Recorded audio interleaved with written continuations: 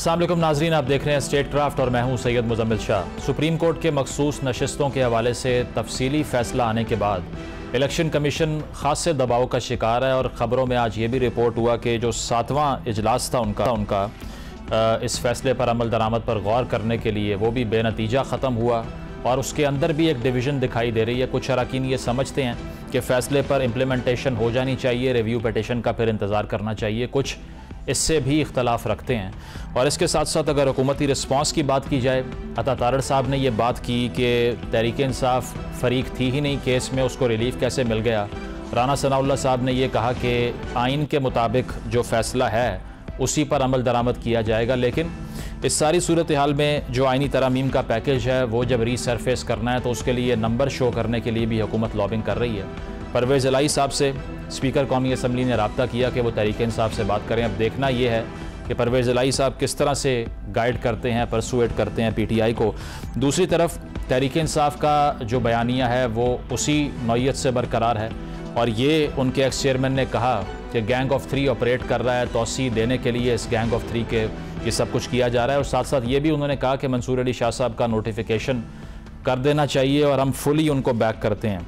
इस सारी सूरत हाल में अब देखना यह है कि एक तो आइनी तरामीम का चैलेंज और दूसरा स्पेशल सीट्स का चैलेंज, इसको हुकूमत कैसे डील करती है और क्या तहरीक इंसाफ के लिए कुछ पार्लिमानी स्पेस क्रिएट होती है या नहीं।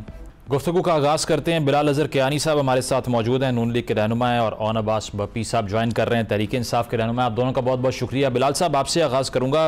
राना सनाउल्लाह साहब ने कहा कि सुप्रीम कोर्ट का जो फ़ैसला है स्पेशल सीट्स के हवाले से, हम उसी फ़ैसले पर अमल करेंगे जो आइन के मुताबिक होगा। अब इसका ज़रा मतलब समझा दें, क्योंकि पाकिस्तान में आइन की ऑब्जेक्टिविटी पर भी अनफॉर्चुनेटली 80 साल होने वाले हैं, डिबेट ख़त्म नहीं हो रही। अब भी कुछ लोग कह रहे हैं कि जो फ़ैसला अक्सरियती आया वो गलत है, अक़लियती ज़्यादा अच्छा लग रहा है हमें। तो इससे क्या मुराद लें कि अब इलेक्शन कमीशन के कोर्ट में है बॉल और आप तहरीक इंसाफ को ये नशिस्तें लेने देंगे ही नहीं, या फिर आपकी कोई और स्ट्रेटजी है? जी बिस्मिल्लाहिर्रहमानिर्रहीम। मुजम्मिल साहब बहुत शुक्रिया जितने शो में दावत देने का। देखिए, इसमें दो चीज़ें हैं जी। एक तो सुप्रीम कोर्ट का फैसला है जिसको हम वैसे समझते हैं कि गलत फैसला है और इसके ऊपर दीगर सवालात उठाए गए हैं। इलेक्शन कमीशन ने इटसेल्फ भी एक रिव्यू पिटीशन दायर की हुई है, हमने भी एक रिव्यू पिटीशन दायर की हुई है और वो पेंडिंग भी है हेयरिंग के लिए।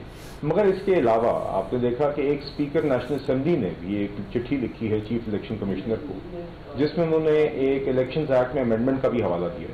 एक तरफ तो हम समझते हैं कि सुप्रीम कोर्ट का फैसला गलत है और उसकी रिव्यू पिटीशन पेंडिंग है और वो सुनी जानी चाहिए और हम उम्मीद करते हैं कि दुरुस्तगी होगी, क्योंकि हमारे नज़दीक judgements can be wrong and judgements के अंदर रिव्यू पिटीशन की गुंजाइश भी आइन देता है। तो वो रिव्यू पिटीशन जब एंटरटेन होंगी तो हम उम्मीद करते हैं कि जो आर्टिकल्स ऑफ द कॉन्स्टिट्यूशन की वायलेशन हम देखते हैं जजमेंट में वो एड्रेस होंगी और दुरुस्त होंगी।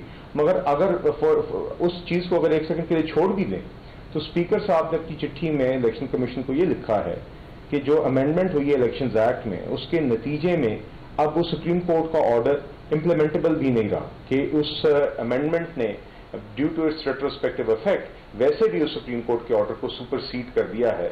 तो इसलिए इलेक्शन कमीशन ने आइन और कानून के मुताबिक ही फैसला करना है, जिसमें सुप्रीम कोर्ट का भी standing order as it currently stands मौजूद है, मगर साथ ही साथ जो आइन और मौजूदा कानून है उसका भी जायजा लेके वे फॉरवर्ड का फैसला करना होगा। ऑन साहब, आपने सुना बिलाल साहब का जो आर्ग्यूमेंट है, वो ये कह रहे हैं कि अगर एक नई लेजिस्लेशन टेबल हो जाती है तो फिर उसी के लेंस से आपको ऑपरेट करना पड़ता है।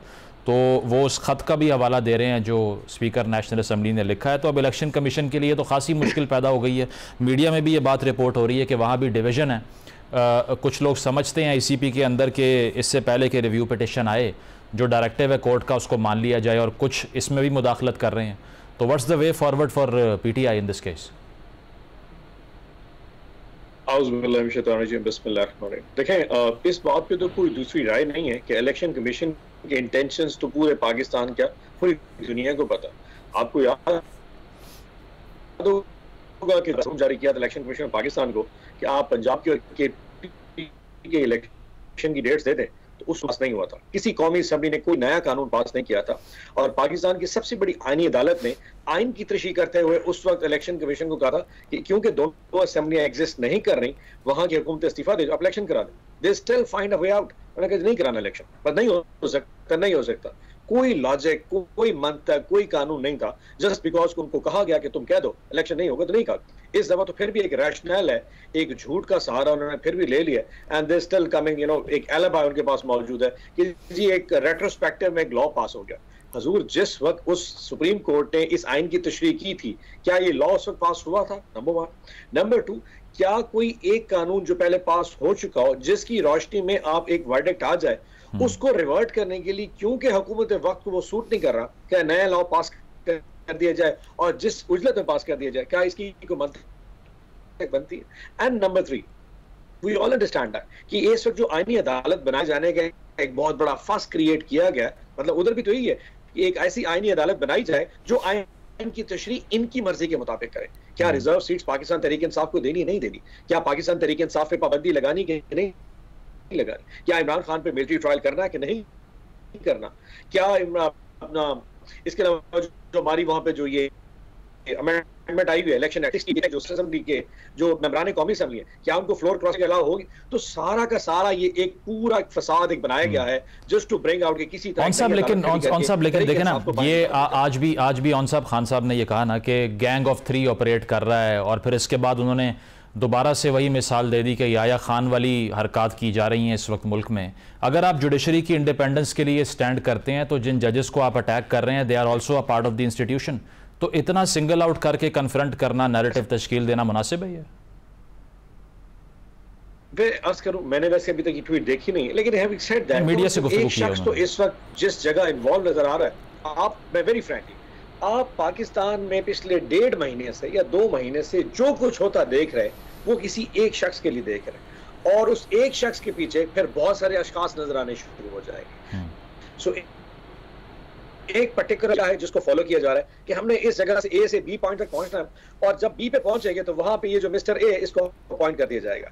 अब उस शख्स को जब अपॉइंट किया जाएगा, उसके साथ फिर पूरे निजाम की तवक्कुआत है, अच्छा यार ये जब आएगा उसके बाद इसकी एक्सटेंशन भी हो जाएगी, उसके बाद फिर ये भी कर देंगे, उसके बाद हर पूरा इस कौम का एक जो इस पूरी हुकूमत का जो एक मतबा नजर है वो एक शख्स के साथ अटैच खड़ा है, और सबकी तवक्कुआत है किसी तरह वो आते साथ हमारी तकदीर के फैसले कर देगा। दे नॉट रिलाइंग ऑन अवाम, वो पब्लिक के साथ रिलेट नहीं कर रहे। आप ये देखिए पिछले 2 साल में हमारे साथ जो हुआ है, क्या पब्लिक ने इनको किसी जगह पे इनके नैरेटिव को एक्सेप्ट किया? नहीं किया। दे नो एट हार्ट कि दे हैव बीन रिजेक्टेड। अवाम किसके साथ खड़े, अवाम की ताकत किसके साथ है और रियासत किसके साथ जा रही है, आप इसमें तो तफरीक करें। हमें बुरा भला कह दीजिए कि चले जी आपने ट्वीट गलत कर दी, आपने ये भी कर दिया, हजूर अवाम का इसमें क्या कसूर है? अब देखें, आप मजे की बात बताता हूं, अब ये जो 8 या 10 लोग गायब थे, या 8-10 लोगों को पार्लियामान से गवाह किया गया, क्या दुनिया में कई ऐसी जमहूरियतें हैं कि जहां पे एक पॉलिटिकल पार्टी अपने एमएनए और सेनेटर्स को छुपाती फिर रही हो? यार इसको उठा के ना चला जाए, रियासत के कुछ लोग उठा के ना ले जाएं और फिर किसी दिन पेश ना किया जाए। पाकिस्तान में एथिक्स मैटर ही नहीं करते तो फिर क्या एथिकली मैटर करना? चले मैं हमने क्या किया और उन्होंने क्या, मैं इसका जवाब ले लूं। बिलाल साहब, ये एक और भी मसला है ना, ये एंटिसिपेशन में तहरीक इंसाफ ये फील करती है कि अगले चीफ जस्टिस के हवाले से आपकी इंटेंशंस ठीक नहीं है। हालांकि बिलावल भुट्टो साहब कह चुके हैं 26 अक्टूबर को मंसूर अली शाह साहब भी नए चीफ जस्टिस बनेंगे। इसी तरह आपकी हुकूमत के भी बहुत से लोगों ने कहा है, तो नोटिफिकेशन करके ये कंट्रोवर्सी ख़त्म क्यों नहीं कर देते आप? नहीं, देखिए मुजम्मिल साहब, बात ये, अब देखिए आपने मुझसे एक सवाल किया, मेरी भी आ रहा है एक जजमेंट के बारे में, मगर मैंने तो आके पगड़ी और छालनी नहीं शुरू की जिस तरह पीटीआई हर दफा करती है। फलाना शख्स बदनीयत है, फलाना शख्स ये करना चाहता है, फलाना शख्स हमें काबिल कबूल नहीं है। ये कोई तरीका नहीं है, ये बचकाना रवैया है, और ये बचकाना रवैया ही पीटीआई का रहा है। तो पीटीआई की मंशा के ऊपर, उनके रोने धोने पे, उनके टैंट्रम्स पे रियासत के फैसले और हमारे फैसले नहीं हो सकते। पहली बात तो ये जी। देखिए, दूसरी बात ये है कि एज थिंग स्टैंड्स, बिल्कुल Mansoor Ali Shah sahab is scheduled to be the next chief justice, मगर एक आईनी तरमीम की भी बात हुई है और उसके अंदर आईनी तरमीम के अंदर दीगर चीजें शामिल हैं। तो देखिए, जो कुछ भी अगर कोई तब्दीली होती है तरीकेकार में जुडिशरी की अपॉइंटमेंट्स की या व्हाटएवर इट इज, वो तो फिर आईनी तरमीम के तहत ही होगा, और आईनी तरमीम भी तभी होगी ना जब 2/3 अक्सरियत कौमी असम्बली में लहदा और 2/3 अक्सरियत सेनेट में लहदा होगी। ये कोई सादा मेजोरिटी का तो काम है नहीं। तो देखिए दूसरी बात यह है कि अगर अब आपने बात कर दी है आइन की और जिस तरह की बात अभी हो रही थी रिजर्व सीट्स के केस के अंदर, तो फिर तो मैं भी ये बिल्कुल ये कहूंगा कि जहां पे री राइटिंग ऑफ द कॉन्स्टिट्यूशन होगा बाय द सुप्रीम कोर्ट, वहां पे पार्लियामान को अपना असर्ट करने का पूरा इख्तियार सिर्फ नहीं है उसके ऊपर, बल्कि फर्ज है ये करना। तो देखिए हम मगर इस बहस में नहीं पड़ रहे। मैंने आपके सामने एक लीगैलिटीज को देखते हुए मैंने कहा अगर हम सुप्रीम कोर्ट को फैसले को उसकी तकद्दुस को हम बिल्कुल अभी मुतनाज़ नहीं बनाना चाह रहे, मगर उसकी मौजूदगी में भी स्पीकर नेशनल असेंबली जो चिट्ठी लिखी उन्होंने कहा कि जी सुप्रीम कोर्ट का ऑर्डर हरगिज़ वो ये नहीं कह रहे कि उसको किसी को मानना नहीं चाहिए, वो सिर्फ इतना कह रहे हैं कि अगर आप इसको मान भी लें, जिसके ऊपर हमारे आज भी शदीद तहफ़्फ़ुज़ात हैं और इसका रिव्यू पिटीशन आपने अभी तक नहीं एंटरटेन किया, as a standing supreme court order legally it is now superseded by legislation, और इसके हवाले से उन्होंने सुप्रीम कोर्ट की अपनी ज्यूरिस्प्रूडेंस का हवाला भी दिया है। तो इलेक्शन कमीशन ने इन सब चीजों को सामने लेकर चलना है। अगर आपने मेरिट्स ऑफ द जजमेंट के ऊपर कॉमेंट्री करनी है जिस तरह अभी सेनेटर साहब कर रहे थे, तो फिर तो मैं भी फरमाता हूं जी कि इस तरह आइन के आर्टिकल 51 और 106 को वायलेट करके क्लॉक को रोल बैक के एक ऐसी जमात को आप सीटें नहीं दे सकते जिसमें मांगी ही ना हो।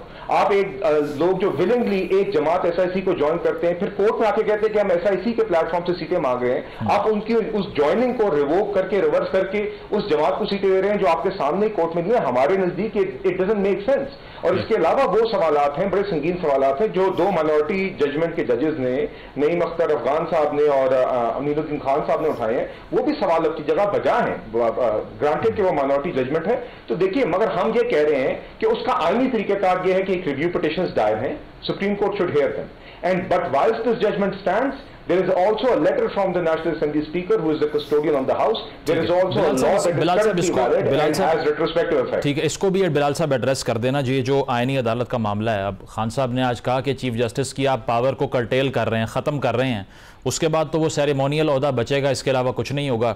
वो ये कह रहे हैं कि मशरक़ी पाकिस्तान के लोगों को भी अलहदा वतन नहीं चाहिए था, हुकूक चाहिए थे, आप हुकूक नहीं दे रहे, ये गैंग ऑफ 3 आपके लिए बैटिंग कर रहा है, सारा निज़ाम हमारे खिलाफ है। तो इस परसेप्शन को डेवलप होने से फिर रोकना भी तो पड़ेगा ना। आपकी हुकूमत के लिए मसाइल पैदा होंगे अगर मैस मूवमेंट चलती है, एहतजाज होते हैं, वकला तहरीक चलती है। नहीं देखिए, जहाँ तक वकला का हवाला है, दीगर स्टेक होल्डर्स का हवाला, उनके साथ इंगेजमेंट जारी भी है। आपने देखा लॉ मिनिस्टर साहब जो सुप्रीम कोर्ट बार में ही मौजूद थे, मगर खान साहब इज नॉट आई मीन ये खान साहब को तो कोई भी चीज़ पसंद नहीं आएगी। खान साहब तो अब कॉन्स्टिट्यूशनल कोर्ट्स तो इस चार्टर ऑफ डेमोक्रेसी का हिस्सा है जिसको खान साहब ने भी उस वक्त में एंडोर्स किया था, और आज इसके ऊपर बिल्कुल बातचीत हो सकती है। But Bilal sahab, sorry to cut you, but 2008 में पीपल्स पार्टी ने, 13 में आपने क्यों नहीं बनाई अगर सीओडी का हिस्सा था? नहीं देखिए बात यह है, चार्टर ऑफ डेमोक्रेसी में कुछ चीजें आप अगर नहीं बनाई तो आज बनाने जा रहे हैं, उसके जो अधूरे हिस्से रह गए।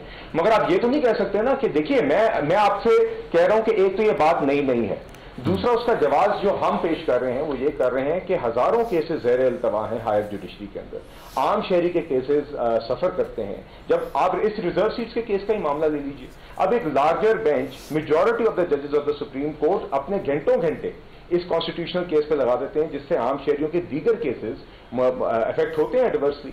तो कॉन्स्टिट्यूशनल कोर्ट के कयाम से आपके जो नॉर्मल सिविल और क्रिमिनल केसेस हैं वो सुप्रीम कोर्ट के अंदर फिर उस तरह का बैकलॉग क्रिएट नहीं होगा, या उस बैकलॉग को क्लियर करने में आसानी होगी।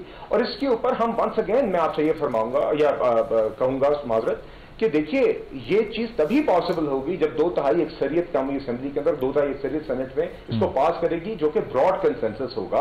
और इसीलिए इसके ऊपर जो भी बात होगी मुशावरत के साथ, तो उसके लिए खान साहब का तो भी स्टांस है नहीं सर, खान साहब का तो ये स्टांस है कि जो भी पीएमएलएन प्रपोज करे वो गलत है। उसके लिए परवेज इलाही साहब से रब्ता किया, इसको हम ज्यादा सीरियसली परवेज इलाही साहब से रब्ता किया उसके लिए आपने? हम तो सुन रहे हैं कि वो कह रहे हैं कि बात करके बताएंगे आपको। मेरे इल्म में नहीं है जी। ये देखिए मेरे इल्म में नहीं है, मगर मैं आपको पीटीआई की हद तक ये जरूर कहूंगा कि देखिए जो एक कमेटी है पार्लियामेंट में खुर्शीद शाह साहब की चेयरमैनशिप में, उसके अंदर उसी में मौलाना फजल रहमान साहब ने भी आके बात की थी, तो उसके अंदर तो पीटीआई के साथ एक इब्तिदाई डिस्कशन ऑपोजिशन लॉ मेकर्स के साथ भी हुई थी। देखिए ये कौमी इश्यूज हैं और इसके ऊपर डायलॉग होना चाहिए। It would be even better if PTI comes on board और उनके भी कंसेंसस के साथ हो, तो उसके लिए भी चले। मसला ही बिलाल साहब ये है ना, वो डायलॉग की बजाय रात 11 बजे तक आपके भी वज़रा कहते रहते हैं मुसवदा हमने नहीं देखा। ऑन साहब ये बताइए, परवेज इलाही साहब से अब रब्ता किया जा रहा है, स्पीकर कौमी असम्बली ने उनको भी टास्क दिया कि आप बात करें, तो वो फिर अगर आपको कन्विंस करने की कोशिश करें तो could you do something about it कि कंसेंसस बन जाए इन तरमीम पे? तो मेरे ऐसे नॉलेज में कोई ऐसी इन्फॉर्मेशन अभी तक आई नहीं है कि उनसे रब्ता किया गया और उन्होंने ऐसी कोई हामी भरी दी है। ऑब्वियसली हमारी वो पार्टी के सीनियर लीडर हैं, हमारी पार्टी के प्रेसिडेंट रह चुके हैं, ये इस वक्त भी प्रेसिडेंट है, सो आई एम नॉट श्योर कि ऐसा कुछ है भी सही। लेकिन अगर वो कन्विंस करेंगे भी तो ऐसी इसमें पूरी इस कॉन्स्टिट्यूशनल अमेंडमेंट में आपको ऐसी, या फॉर एग्जाम्पल हमें ऐसी कौन सी चीज नजर आती है जिससे अवाम के किसी मसले मसाइल का हल होगा? क्या इस कॉन्स्टिट्यूशन अमेंडमेंट की वजह से वो जो 80,000 या 80 लाख आई डोंट नो उतनी फिगर है क्या, जिस तरह आज तक पाकिस्तान के अवाम की हमें तादाद का अंदाजा नहीं है, 25 करोड़ है या 24 है या 26 है, इनके जो बैकलॉग के केसेस का जो बार बार मंतक देते हैं, क्या वो बैकलॉग निकल जाएगा? क्या इस्लामाबाद हाई कोर्ट के ट्रांसफर पोस्टिंग अगर फेडरल कॉन्स्टिट्यूशन कोर्ट के चीफ जस्टिस साहब जो कि सो प्रिज्यूमेबली आ रहे हैं साहब बहादुर, उनके हाथ में दे दिया तो उससे बैकलॉग निकल जाएगा? क्या उनको सुओ मोटो का इख्तियार उनसे लेने से क्या ऐसे मैटर रिजॉल्व हो जाएंगे? क्या इमरान खान पे मिलिट्री ट्रायल करने से आपका बैकलॉग निकल जाएगा? I mean doesn't make any sense. Everybody understands कि इस पूरी कॉन्स्टिट्यूशन अमेंडमेंट का मकसद सिर्फ और सिर्फ इस हुकूमत और इस हुकूमत से जुड़े जितने भी अख्तियारकार हैं, जितने भी वो you know the strongest of the power corridors मौजूद हैं, वो सारे अपने आप को तवालत देना चाहते हैं। इसका अवाम की किसी भी किस्म की इशू लगता कि मतलब कोई ऐसा टास्क उनको दिया भी गया है और उस टास्क के हवाले से वो आगे का अप्रोच कर रहे हैं। अभी तक मेरे कम से कम नॉलेज में ऐसी कोई ऑन साहब, ये वैसे ऑन अ लाइटर नोट ये परेशान नहीं करता तहरीक इंसाफ को भी? बेशक आप इक़्तिदार में नहीं हैं and you desperately want that, लेकिन ये देखना कि माइनॉरिटी जजमेंट में जिस तरह से उसका जवाब आता है, फिर इलेक्शन कमीशन में डिवीजन, सुप्रीम कोर्ट में डिवीजन, इंस्टीट्यूशनल फाइट हो रही है मुल्क के अंदर, तो इस मुल्क के शहरियों के तौर पे या पॉलिटिकल लीडरशिप का हिस्सा होने के तौर पे ये परेशान नहीं करता आपको कि इतनी डिवीजन अफोर्ड कर सकता है ये मुल्क इस वक्त? क्या आप बैठ के अगर बात ना करें? Sir ji, I think it will be very unfair to say कि हम किसी पावर स्ट्रगल में हैं पड़े। अगर हम इतने पावर स्ट्रगल में होते तो 2 साल पहले पंजाब और केपी की हुकूमत क्यों छोड़ के जाते? Sitting chief ministers Mahmood Khan और बुज़दार साहब बैठे थे, हम दोनों ने उनसे इस्तीफे दिलवाए, हुकूमत खत्म की, असेंबली से नेशनल एम तो सब पार्टीज का यही होता है ना, अगर हमें इतना सब पार्टीज का यही होता है। आपने आप दे रहे, मैं वैसे आप तारीख पढ़ के देख लीजिए वैसे कि आज तक इन जो इस वक्त जो आप लोग हुकूमत में बैठे हैं, पीपल्स पार्टी और नून लीग, क्या इन्होंने एक दिन के लिए अपनी रहती हुकूमत का दिन छोड़ा होगा? They will never do it. ये तो बल्कि तवालत के मूड में रहते हैं कि इसी तरह 2-4 महीने और गुजरे, हम तो पहले हुकूमत छोड़ के बैठे, तो हमें कहना कि हम ये पावर के लिए सब कुछ कर रहे हैं। और गंडापुर साहब को, गंडापुर साहब के हवाले से बताएं, वो हमने सुना उन्हें वार्निंग मिल गई है कि आपको सीएमशिप से हटा देंगे अगर दोबारा मिसिंग दिखाई दिए किसी जलसे से आप। नहीं, ऐसा कोई नहीं, वो लाहौर के जलसे में पहुंचे थे। सोशल मीडिया पे जो खबरें वो अपनी मर्जी से चला दी जाती हैं। ठीक, ऑब्वियसली ये कंसर्न जरूर था कि पेशावर से लाहौर पहुंचने में थोड़ा सफर ज्यादा है, तो ऑब्वियसली उनका कंसर्न था कि शायद पहुंचने में देर हो जाए, but he still made it to the जलसा। ये तो अगर वहां पे पंजाब पुलिस हमारा स्टेज ना हटाती और पीछे वो वाटर गन्स ना दिखाई जाती कि पानी छोड़ देंगे और गिरफ्तार करने हजारों की पुलिस ना आती, तो शायद स्टेज भी मौजूद होता, लेकिन वो पहुंचे तो तकरीर। लेकिन हम मैं आपके सवाल पे, क्या ये मुझे कंसर्न करता है कि जो पाकिस्तान में हो रहा है? It does. एंड अल्टीमेटली यकीन करें, पाकिस्तान में पिछले 70-80 साल में ये पहला मौका नहीं है कि जुडिशियल एस्टैब्लिशमेंट एक दूसरे के आमने सामने हो गए। अब है तो पावर क्राइसिस इन दो कॉरिडोर्स के आपस में मुकाबला है। अब इस क्राइसिस में कौन किस हद से आगे बढ़ जाता है, that I can not suggest. So उसका नतीजा यही निकाले, एक तीसरा पावर कॉरिडोर खड़ा कर देते हैं। सो अगर जुडिशरी नहीं संभाली जा रही एस्टैब्लिशमेंट से, तो फिर एक और जुडिशरी खड़ा करती है जो पहली वाली से ज्यादा ताकतवर हो, लेकिन वो ताबे जरूर हो हमारे, और वहां पे जो हैंड पेड किस्म के लोग लगाए जाएंगे पहले 3 साल की, वो हमारी मर्जी के हों, ताकि हमारी मंशा के मुताबिक फैसला करें। ये मुझे ज्यादा, इससे ज्यादा खतरनाक, मतलब अकॉर्डिंग टू यू आप आपस में लड़ रहे होते तो शायद एक हाथ। ठीक है, मतलब आपका पॉइंट ये है कि दरअसल इदारों को रिफॉर्म करने की बजाय पैरेलल सिस्टम बनाया जा रहा है। बहुत बहुत शुक्रिया बिलाल अज़हर कियानी साहब, ओन अब्बास साहब हमारे साथ मौजूद थे। एक ब्रेक शामिल करेंगे और ब्रेक के बाद जो लबनान की सूरत हाल है, बिलखसूस इसराइल के हमलों के बाद, उसको डिस्कस करेंगे। Stay with us.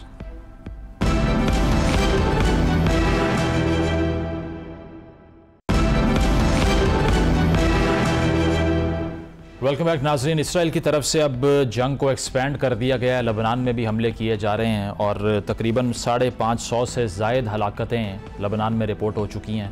इसके साथ साथ एंटोनियो गुटेरेस ने भी ये कहा कि एक और गज़ा यहाँ नहीं बनना चाहिए। टर्किश प्रेसिडेंट ने ये बात की कि दरअसल जो आलमी निज़ाम है जिसमें 5 मुल्कों की वक़्त बाकी सारी दुनिया से ज़्यादा है, इसमें बहुत बड़ा मसला है।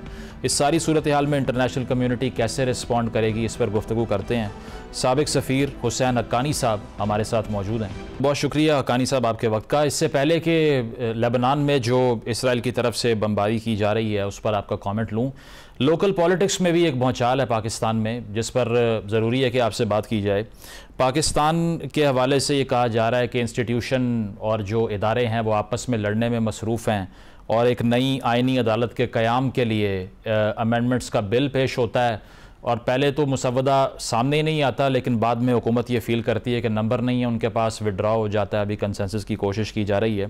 Is it too extraordinary जो ये करने की कोशिश कर रहे हैं, क्योंकि आर्ग्यूमेंट ये देते हैं कि 80 ममालिक में ये कोर्ट्स मौजूद हैं, कॉन्स्टिट्यूशनल कोर्ट्स, तो इसीलिए कोई इसमें कोई बुराई नहीं है। COD में भी ये पार्ट रह चुका है उसका। या फिर जो तहरीक इंसाफ कहती है कि सुप्रीम कोर्ट को और चीफ जस्टिस की पावर को बिल्कुल टूथलेस करने के लिए एक पैरेलल जुडिशल निज़ाम बनाया जा रहा है। What do you believe about it? दोनों में से कोई बात भी दुरुस्त नहीं है। देखें, 80 मुल्कों में कोई एक आईनी निज़ाम मौजूद है, लेकिन बहुत सारी दुनिया के मुल्कों में सदारती निज़ाम मौजूद है। तो हर मुल्क को अपना अपना निज़ाम खुद बनाना होता है। ये दलील नहीं चलती कि भाई एक और मुल्क में इस तरह का निज़ाम है तो हमारे यहाँ भी हो जाएगा। असल बात यह है कि पाकिस्तान की जमहूरी क़ुव्वतों में अगर ये इत्तेफाक राय हो कि यहाँ एक आईनी अदालत होनी चाहिए तो आईनी अदालत बनाई जा सकती है, लेकिन वो एक ट्रांसपेरेंट प्रोसेस के जरिए खुलकर बात करने के नतीजे में ही बन सकती है ना। ये आईनी तरमीम ऐसी चीज़ नहीं है कि जिनको राज रखा जाए। दुनिया भर में आईनी तरामीम लोगों के सामने मेज़ पर रखी जाती हैं, उन पर तफसील से बहस होती है, कई कई साल बाज़ औक़ात बहस होती है और फिर उसके बाद वो आईनी तरामीम पार्लियामेंट के सामने आती हैं। ये एक बात का जवाब है। दूसरी बात का जवाब ये है कि सुप्रीम कोर्ट का चीफ जस्टिस को मुक़द्दस हस्ती नहीं है कि उसके इख्तियारात बढ़ाए या घटाए नहीं जा सकते। आइन के मुताबिक उसको इख्तियारात मिले हैं। अगर आइन में कोई तब्दीली आएगी तो वो इख्तियारात कम हो सकते हैं या किसी और को चले जाएंगे। तो दोनों बातें दुरुस्त नहीं हैं कि ये कहा जाए कि नहीं जी हमने बिल्कुल सही तरीके के साथ हम कर रहे हैं क्योंकि और जगह हुआ है तो हम बस खामोशी से वो कर देंगे, उसमें कोई हर्ज नहीं। खामोशी पे एतराज होना चाहिए। और दूसरी तरफ ये कहना कि ये सब कुछ जो है वो किसी एक फर्द की वजह से हो रहा है, ये भी दुरुस्त नहीं है, क्योंकि पाकिस्तान में आईनी अदालत के बारे में बात पहले भी हो चुकी है। याद रहे कि हमारे सुप्रीम कोर्ट में 17 जज होने के बावजूद हजार मुकदमात जो हैं वो पेंडिंग रहते हैं। और उसका सबब यह है कि तमाम तर तवज्जो अदालत की उन हाई प्रोफाइल केसेस पे चली जाती है जिनको मीडिया कवर करता है, और बिलखसूस सियासी नौयत के केसेस। तो अगर आईनी मामलात के लिए मखसूस अदालत हो तो जो बाकी फौजदारी और दीवानी केसेस हैं, क्रिमिनल और सिविल केसेस हैं, वो एक और अदालत में चल सकते हैं। तो उसमें कोई हर्ज नहीं है। तरीक़ेकार पर एतराज़ बिल्कुल बजाय। मतलब ये जो लोग ये कहते हैं कि जिस तरह से वो मॉन्टेस्क्यू की थ्योरी भी है ना सेपरेशन ऑफ पावर की, तो अगर बैकबोन जो है जमहूरियत की रीढ़ की हड्डी वो तो यही है ना कि सेपरेशन ऑफ पावर होनी चाहिए, काउंटर चेक्स एक दूसरे के ऊपर होंगे।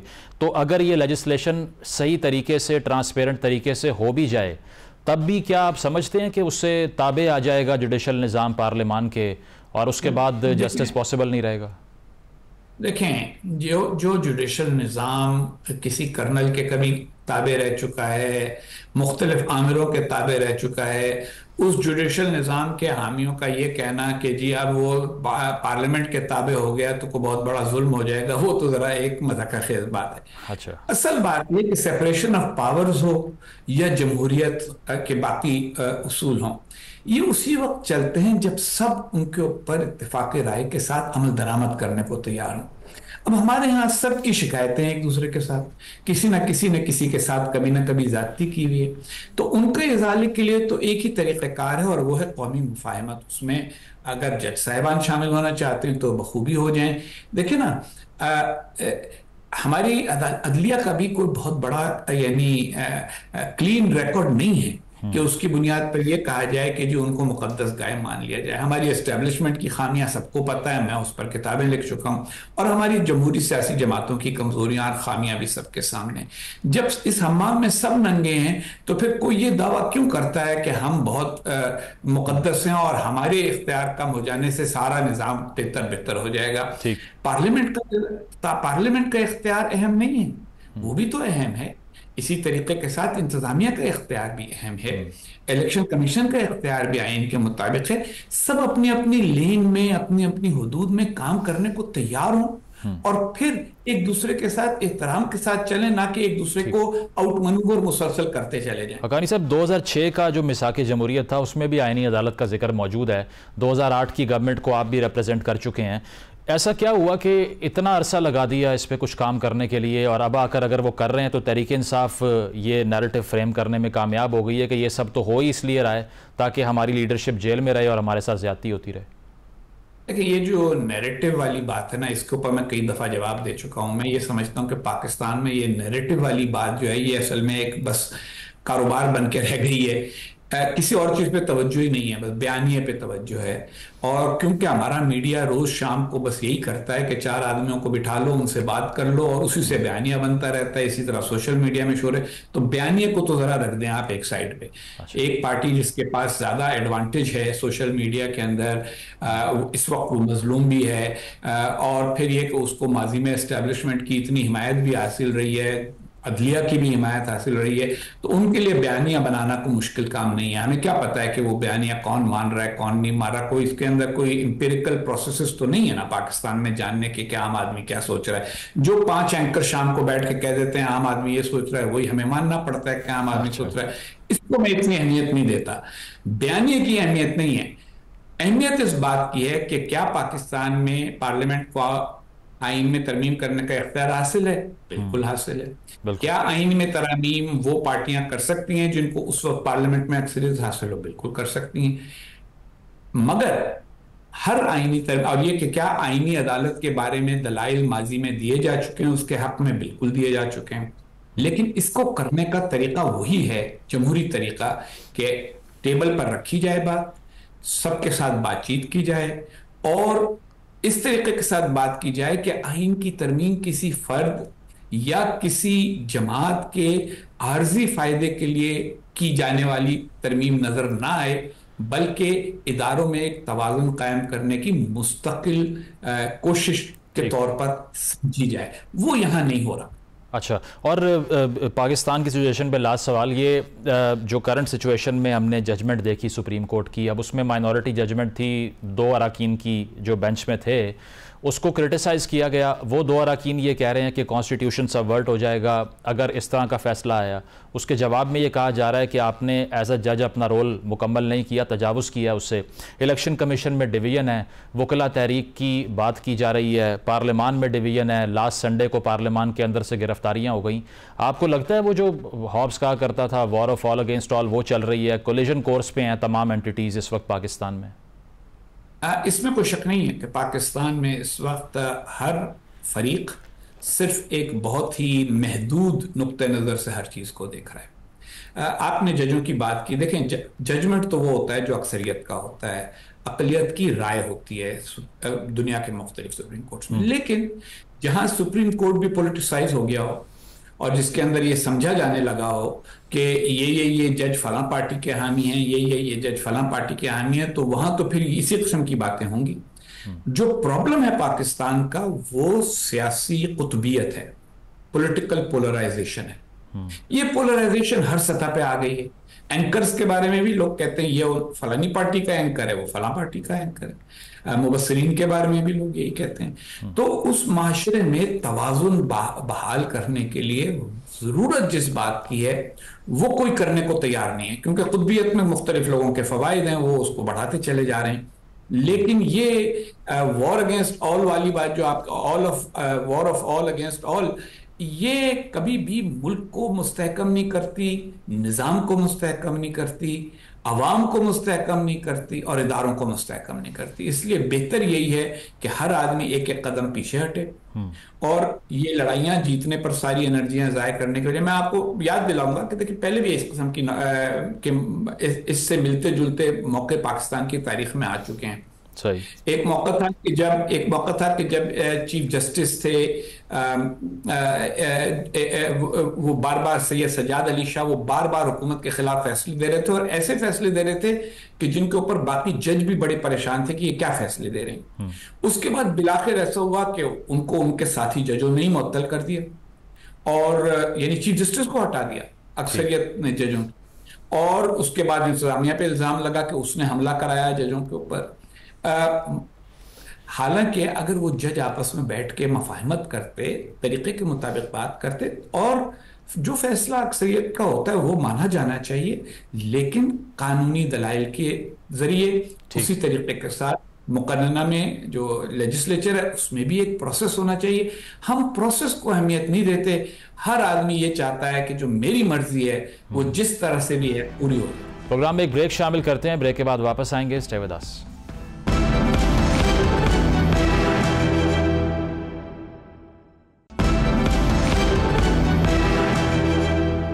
वेलकम बैक नाजरीन, हुसैन हक्कानी साहब से हमारी गुफ्तगू जारी है। इंटरनेशनल केओस की भी कुछ बात कर लेते हैं। लेबनान पे बॉम्बिंग की जा रही है इसराइल की तरफ से, 570 से ज़ायद हलाकतें रिपोर्ट हो गई, 1800 ज़ख्मी हो गए। क्या समझते हैं कि ये वॉर एक्सपेंड कर रहा है इसराइल, और इंटरनेशनल कम्युनिटी का, यूएन का जो रिस्पॉन्स है? एंटोनियो गुटेरेस ने भी ये कहा कि गज़ा की सूरत हाल लेबनान में पैदा नहीं होनी चाहिए, उसके बावजूद why can't they stop Israel? देखें, दुनिया का जो निज़ाम है वो तो ये है ना कि सॉवरेन एंटिटीज़ हैं, आप उनको रोकने के लिए बाकी सब इकट्ठे होकर अगर उनके ऊपर कोई दबाव डाल सकें तो डालें, वरना अस्करी जो कोई आदमी अपनी ताकत इस्तेमाल कर रहा हो उसका मुकाबला तो अस्करी ताकत ही से हो सकेगा, और इस वक्त कोई काउंटर वेलिंग फोर्स मौजूद नहीं है। नेतन्याहू के अपने मफादात हैं, उनकी अपनी ज़रूरियात हैं, उनको इसराइल के अंदर सख्त मुखालफत का सामना है। वो ये नहीं चाहते कि उनको इलेक्शन का सामना करना पड़े और उस इलेक्शन में वो हार जाएं। इसलिए जब तक इजराइल हालत जंग में है तब तक नेतन्याहू साहब का इक़्तिदार कायम है। तो वहां भी बिल्कुल वैसा ही हो रहा है जैसा कि बाज़ औक़ात हम अपनी अंदरूनी सियासत पे देखते हैं।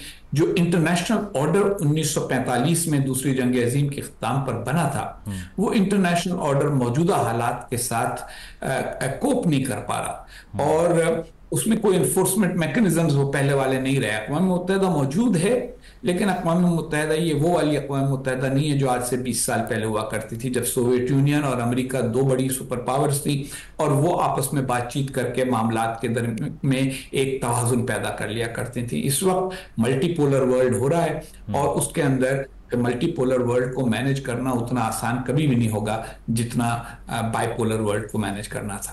टर्किश प्रेसिडेंट अर्दगान ने भी ये बात की ना कि ऐसा नहीं होना चाहिए कि सिर्फ 5 बाअसर ममालिक दुनिया के उनके हाथ में सब फैसले हों, जिसको P5+1 भी कहा जाता है। आपको लगता है कि बेशक यूएन का प्रीएम्बल तो मेंशन करता है कि तमाम स्टेट्स इक्वल हैं, लेकिन ये जो वीटो का राइट है, इसके बाद कोई कुछ भी कर दे, एक वीटो अगर आपकी जेब में है, यू कैन डू एनीथिंग? देखे ना, दुनिया के तमाम ममालिक बराबर एक उसूली तौर पर ही हैं, वरना हकीकत तो ये कि बराबर वानुआतू और रियासत-ए मुत्तहिदा अमेरिका बराबर तो नहीं है। वो एक रिकग्निशन की हद तक बराबर हैं, ताकत का तवाज़ुन के बराबर नहीं है। जो ये वीटो दिया गया था 5 ममालिक को, ये इस ख्याल से दिया गया था कि दूसरी जंग अजीम के बाद इस बात को तय कर लिया जाए कि जहां उनके अपने मफादात हों वहां उनके ऊपर कोई दूसरों की तरफ से ऐसा दबाव ना डाल दिया जाए कि छोटे छोटे ममालिक को साथ मिलाकर कोई ताकत ऐसी करारदाद मंजूर करा ले जिससे बड़ी ताकत को परेशानी हो जाए। तो उसके लिए ये वीटो क्रिएट किया गया था, बड़े महदूद मकासद के लिए। अच्छा, अब फर्क ये पड़ गया है कि दुनिया में ताकतें बढ़ गई हैं। मसलन क्या ताकत है बरतानिया के पास जो ब्राजील के पास नहीं है? क्या बात है फ्रांस के पास जो भारत के पास नहीं है? अफ्रीका की कोई नुमाइंदगी इस P5 में नहीं है। अच्छा, मगर अक़वाम मुत्तहिदा के निज़ाम की इस्लाह करना भी तो आसान नहीं है, क्योंकि उसके लिए आप उन्हीं ममालिक को साथ मिलाना है जो ममालिक पहले से वहां बैठे हुए हैं, और वो पहले तो वो 5 नहीं अपनी ताकत कम करने को तैयार होंगे, और फिर जो दूसरे ममालिक हैं वो भी अपने अपने मफादात में लगे रहेंगे। पाकिस्तान क्यों चाहेगा कि भारत को वीटो मिल जाए? अर्जेंटीना क्यों चाहेगा कि ब्राजील को वीटो मिल जाए? तो ये मसाइल जब तक हल नहीं होंगे कौमों के दरमियान, अब तक आगे बढ़ नहीं सकेगी गाड़ी। तो ग्लोबल गवर्नेंस को एक चैलेंज है, और इंटरनल गवर्नेंस को पाकिस्तान में और कई और मुल्कों में भी चैलेंज है। इस वक्त इंसानों को समझदारी इख्तियार करने की जरूरत है, और बदकिस्मती यह है कि समझदारी की जगह हर शख्स अपनी जाती या ग्रोही कामयाबी को तवज्जो देना चाहता है। ठीक है, और कुछ अमेरिकन पॉलिटिक्स की भी बिलाखिर बात हो जाए। स्विंग स्टेट्स जिन्हें कहते हैं, उसमें से 3 एरिज़ोना, जॉर्जिया, शुमाली कैरोलिना, इनमें अब कहा जा रहा है कि जो नंबर गेम है उसमें ट्रंप थोड़ा सा आगे दिखाई दे रहे हैं कमला हैरिस से, और मीडिया भी ये रिपोर्ट कर रहा है कि नेक टू नेक फाइट होने जा रही है। आप यकीन करते हैं इस पे कि बहुत ही करीबी मामला है ये, या फिर कोई दोनों में से? मैं तो अव्वल मुझसे यही कह रहा हूँ, और दो चार लोगों ने भी मुझसे ये सवाल किया। मैं ये कह रहा हूँ ये बहुत ही टाइट और नेक टू नेक मुकाबला होगा। 7 रियासतें हैं जिनको बैटल ग्राउंड स्टेट्स कहा जाता है, बाकी 43 का पता है। ये भी बात हर एक को पता है कि कमला हैरिस को पॉपुलर वोट बहुत ज़्यादा मिलेगा, जैसे हिलरी क्लिंटन को मिला था, जैसे जो बाइडेन को मिला था। लेकिन इलेक्टोरल कॉलेज का वोट अहम है। इन 7 रियासतों में ये भी हो सकता है कि एक एक वोट से, यानी सिर्फ एक मिसाल के तौर पे कह रहा हूँ, एक एक वोट से ये 7 रियासतें एक फर्द को चली जाएं, चाहे वो बाकी रियासतों में भारी अक्सरियत से हारा हुआ हो और ओवरऑल पॉपुलर वोट में हारा हो, तो फिर भी वो प्रेसिडेंट मुंतखब हो सकता है। तो ये बहुत टाइट होगा। सही। और जो अहम बात है वो ये है कि कमला हैरिस ने बहुत ग्राउंड गेन किया है जब से वो मैदान में नहीं है, क्योंकि जब बाइडेन थे उम्मीदवार तो उस वक्त तो 7 की 7 रियासतों में कई कई परसेंट पॉइंट्स का डिफरेंस था और ट्रंप बहुत आगे थे। अब वो इन्होंने नैरो कर लिया है। 3 में तो ये आगे हैं, विस्कॉन्सिन में, मिशिगन में, नेवाडा में, पेंसिल्वेनिया में नेक एंड नेक हैं, और उसके अलावा 3 में ये पीछे हैं। तो अभी इंतखाबी मुहिम में कई दिन बाकी हैं, कई पलटियां खाई जा सकती हैं, मगर कमला हैरिस डोनाल्ड ट्रंप का उससे कहीं बेहतर मुकाबला कर रही हैं। जो ठीक है, तो डेमोक्रेट्स के लिए उम्मीद जो है वो ज़्यादा रोशन है। बहुत बहुत शुक्रिया। हुसैन हक्कानी साहब हमारे साथ मौजूद थे। एक शामिल करते हैं, ब्रेक के बाद वापस आएंगे। Stay with us.